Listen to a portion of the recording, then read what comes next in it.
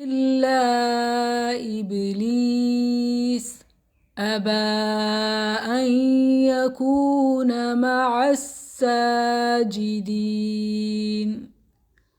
إلا سوائے ابلیس کے، ابا اس نے انکار کیا، ان کہ یکون وہ ہو، مع ساتھ، الساجدین سجدہ کرنے والے، مگر ابلیس اس نے انکار کر دیا کہ سجدہ کرنے والوں کے ساتھ ہو۔ اللہ تعالیٰ نے فرشتوں کو اور ابلیس کو حکم دیا کہ جو ہی میں آدم کو بنا لوں، اس میں روح بھی پھونک دوں تو فوراً سجدہ کرنا۔ تمام فرشتوں نے تعمیل کی، آدم کے سامنے سر بسجود ہو گئے، سوائے ابلیس کے۔ He refused to be among the prostrators. اس نے انکار کیا کہ وہ سجدہ کرنے والوں کے ساتھ ہو۔ انکار کی وجہ کیا تھی؟ اس کی تفصیل سورہ بقرہ کی آیت 34 میں ہے۔ ابا واستکبر، ابلیس کے انکار کا باعث اس کا کبر تھا۔ تو معلوم ہوتا ہے کہ کبر شیطانی ورثہ ہے۔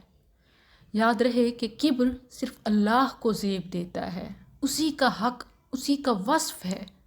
اس کا نام المتکبر ہے، اور کبر، تکبر، بڑائی صرف اس کی شان ہے۔ مخلوق میں سے کسی کو یہ زیب نہیں دیتا، بلکہ یہ بہت بڑا جرم ہے۔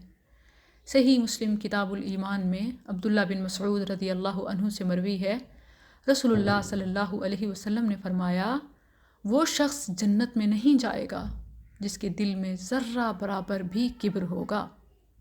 آپ دیکھیں کہ جس نے بھی کبر کیا اس کا کیا انجام ہوا۔ ابلیس ہے، فرعون ہے۔ جب موسیٰ علیہ السلام کی دعوت پہنچی تو اس نے کہا کہ نہیں، انا ربکم الاعلی۔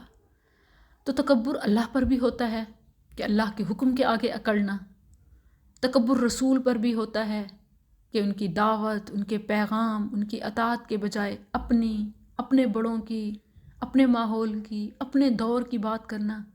اسی طرح تکبر اللہ کے بندوں پر بھی ہوتا ہے، جس کا عام عوام جلد شکار بنتی ہے، اپنے مال پر، اپنے جمال پر، جاہ و جلال پر، عہدے پر، منصب پر، علم پر، اولاد پر، یا کسی بھی چیز پر ہو سکتا ہے۔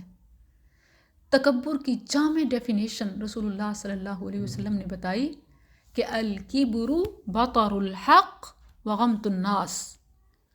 تکبر تو حق بات کو جھٹلا دینا اور لوگوں کو حقیر سمجھنا ہے۔